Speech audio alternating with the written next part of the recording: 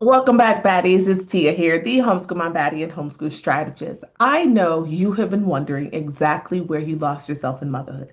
I know, because I've been asking myself that for years. I've been married for 20 years, and that has been a repetitive question that takes up real estate in my mind consistently. Where did I go? At what point in this marriage, raising these children, did I lose myself?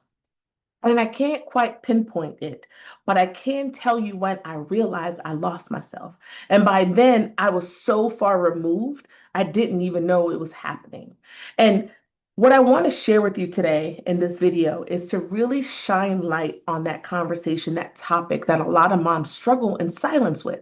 Not because of fear, not because of embarrassment, but they don't even know where to begin. Most of the moms that I work with on my one-on-ones in my community don't even know where they lost themselves. They don't even know they did until it's too late. And for me, it took me 15 years in a 20-year marriage to realize I had lost myself. My daughter asked me, Mommy, what's your favorite food? And I couldn't even articulate it because I thought about my husband. Is it the favorite food that I like to cook for my family? Is it my favorite food that I like to eat because it's convenient? Is it my favorite food that I like to eat when, nothing's on sale at the grocery store so I get the most effective, cost effective? Like my mind was going on and on and on. I could not pinpoint what my favorite food was. And that's when I knew, gosh, I lost myself. I had lost myself in parenting. I lost myself in motherhood. I lost myself in my marriage because it doesn't happen overnight. Oh, no, it does not. It happens one sacrifice at a time. You're tired, but your child needs you. So you get up in spite of you being tired and you perform beautifully, execute it. You help your child, you take care of the crisis averted. So now you go back to try to lie down, another crisis pops up. Your husband can't find something. So you pop up, you help him find whatever it is, despite your best interest, you go back down. Now it's time for you to get up because the children are all up. So now you never really got the rest that you wanted to get, but you don't complain. You suffer in silence. You smile through the process. He's like, this is just what it is. This is what I signed up for. And before you know it, years go by and the compromises continue. The sacrifices become deeper. And before you know it, you become a shell of a person. You don't even recognize yourself in the mirror. You are approached by your child and they ask you, Mommy, what's your favorite food? What's your favorite color? What was your favorite hobby? What do you like to do? Who are you? Those are questions I couldn't answer, but I can answer it for my husband. His favorite food is Chinese. My children, they love chicken tenders and French fries. They love when I make meatloaf. They love when I make taco salads. They love Taco Tuesday. My daughter, my oldest daughter, she loves, loves, loves when I make rosemary potatoes. My soon to be 6 year old, he absolutely loves spaghetti and meatballs. Like whenever I make it, he gets two, three plates. My middle daughter, Ari, she loves fried rice. It doesn't matter what kind of rice, rice, rice, rice, rice, rice. She doesn't really care for meat, but she loves rice. My two sons, oh, they're taco and pizza eaters. So they love tacos. They love when we make Taco Tuesday, Taco Saturday, Taco any day. They love it. Absolutely love when I make dirty cabbage, smothered cabbage, stuffed cabbage, anything cabbage. But for me, I enjoy it because I like it, but I don't know if that's what I truly like, or is it convenient? It feeds my family of eight. So you start to think about those things and they start to pop up and boil over. And before you know it, you're just going through the motions. And this is why it's so important as moms that we take our identities back one decision at a time because we lost it one sacrifice at a time. So, how do we get our identities back? Right? How do we get our identities back? And before we get into that, we're going to put a pin in that one. We're going to come back here. I just want to tell you, I want to look you in the face when I tell you this, Mom.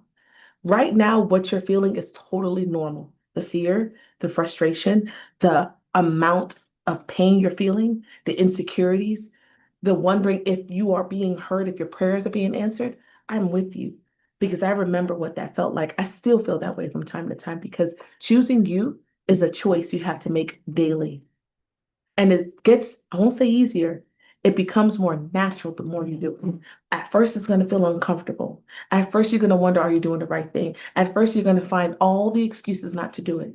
But I can assure you, stick with it and trust the process. Okay. So now we're going to pivot. So, how do you get your identity back?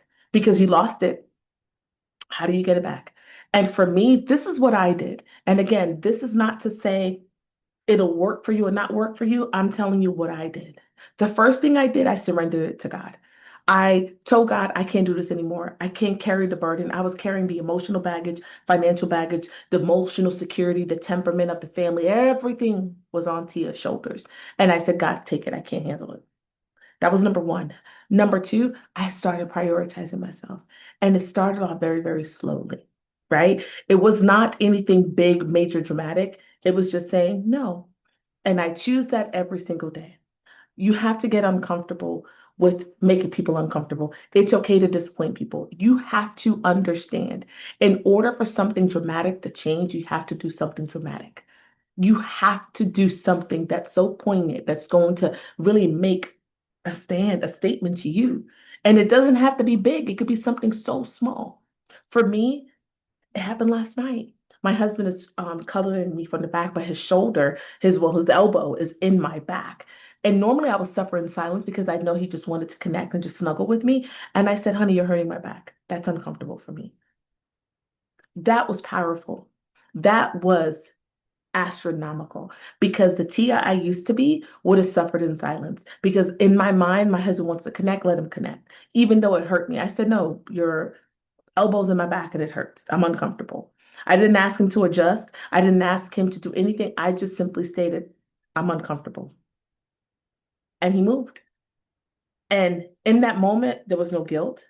There was no explaining to him why I told him why I felt that way. There was no need.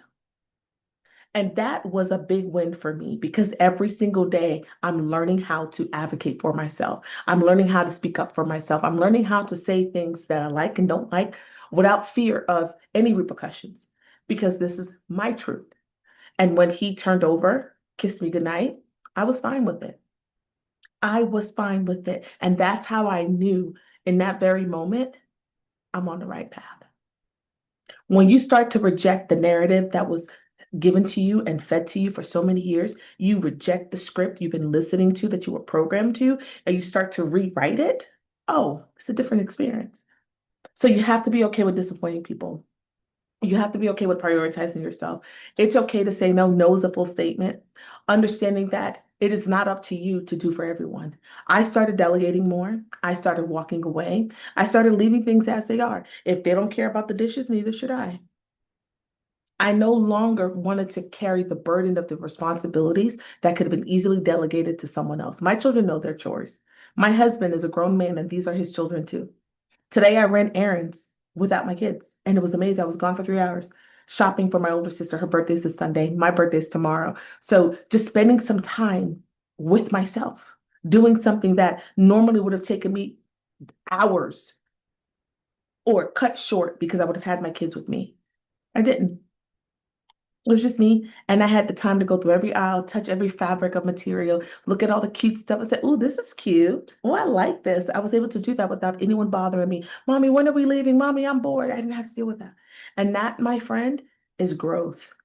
That, my friend, is you choosing you. And again, it doesn't have to be you running errands alone without kids. It doesn't have to be you telling your husband his elbows in your back. It doesn't have to be that. Whatever it is for you, find your reason. Find your purpose. Find it for you because no one else can do that for you but you. I'm giving you examples for me, what has helped me, what has allowed me to take back my voice every single day. And it is a choice daily. That's why the Baddie framework, becoming aligned, disciplined, determined, intentional every day matters because you have to choose it every day. It's a choice. It's not instant. It's a choice. I still struggle sometimes. I still do. You know, I've only been at it now for, I want to say, a year and a half, almost 2 years, consistently following my own framework. But this framework is 5 years old. But every single time I thought I had it, I didn't because I wasn't choosing myself. I would revert back. I would slide back. I'd go 10 steps forward and like 30 steps back. So I was always in a deficit. And that's expected. But you have to stay the course. You have to remain consistent. You have to trust the process and trust yourself and know that you matter and you deserve to live the life that you were called to live. And it's okay to disappoint people. It's okay to say no. It's okay to choose you. And I want to encourage you to continue choosing you. Pour into your cup first, fill your cup first to capacity and overflow. And that overflow, oh, pour it into your husband, into your children, into your business, into your work, into everything else. But it all starts with you. Okay, I hope you found this video inspiring. And if you did, go ahead and drop comments down below. Do read every single comment, so I look forward to reading them. Also, if you want to join the community where we talk about this daily, honest conversations of moms choosing themselves, allowing themselves the space and opportunity to reclaim their identities that they lost inside motherhood. Join the community, the Baddiehood. The link will be down below this video. And as always, if you have any questions, feel free to reach out. In the meantime, be kind to yourself, love yourself, and remember, baddies, you got this. I will see you in the next one.